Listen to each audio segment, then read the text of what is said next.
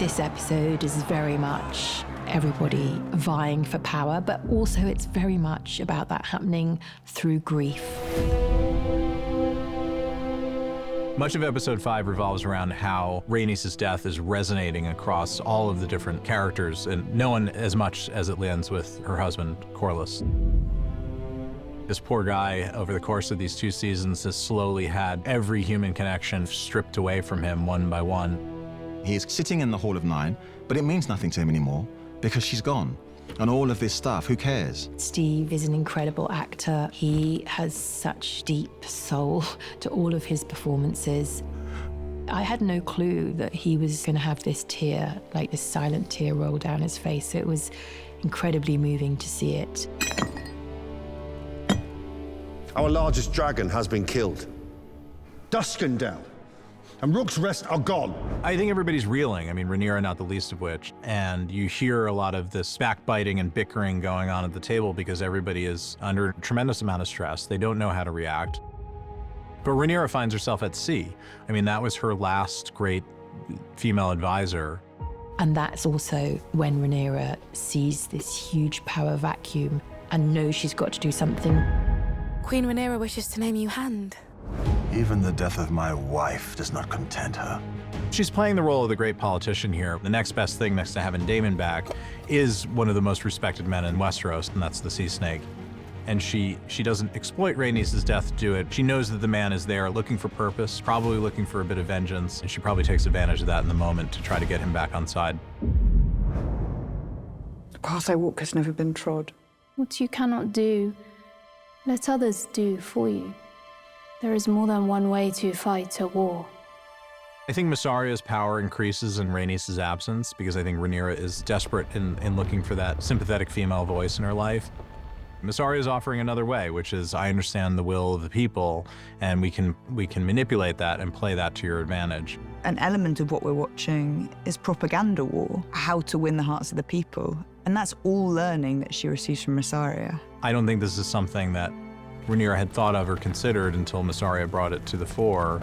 And it's a bit of a modern concept, this idea of the, quote-unquote power of the people. I have an errand for the Lady Mysaria. In real history, smart and sometimes cunning and ruthless medieval sovereigns did use people and their will to their advantage. Behold! The traitor dragon Maylis! It is. Look, they've killed a dragon. Mark my words, this is a black omen. I think this is very Cole. His expectations are so high. His expectations are for people to honor him and put him up on a pedestal. If you look like you've won and you carry yourselves like you've won, and the public don't know what's really happened, then that's what everyone's going to believe. But what happens is so different. Don't they realize we won the battle? Strange victory, if it was one.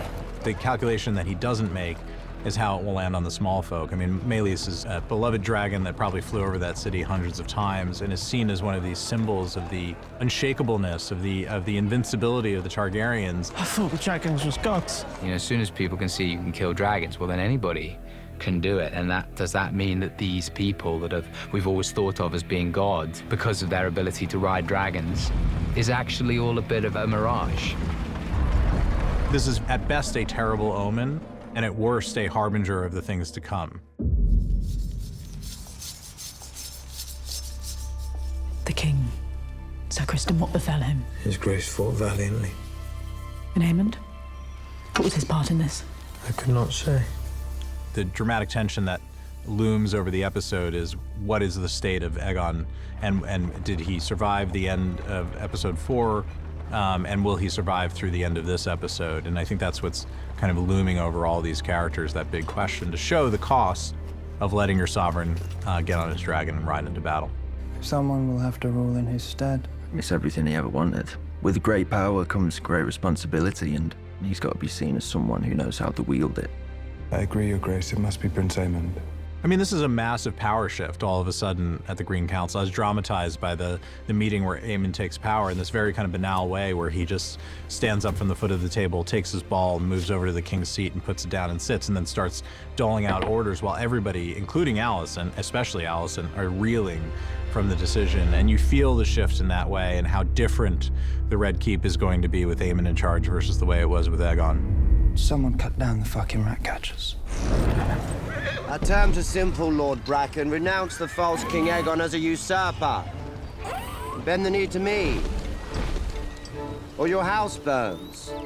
Daemon approaches life always trying to hammer that square peg into the round hole, and he's just trying to force his will upon this place. I love the image of him in his full like dragon battle armor sitting on the rock and not understanding what's happened and saying, I did not think they would be so eager to die.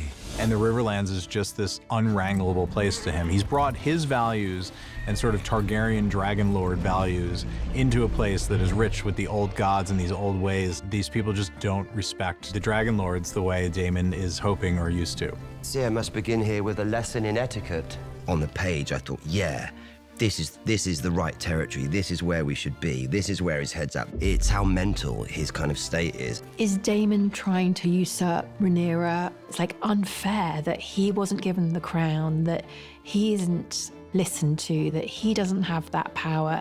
We just don't know what he's going to do or ultimately how he's going to turn. And while I don't think that anybody could ever be asked to believe that he would turn against Rhaenyra and like go to war against her, I think we could all believe that maybe Daemon would just go and claim the throne for himself and then see what happens. What would you call the husband of the queen? Well, the king. There it is then. Consort. That last bit seems unnecessary, don't you think?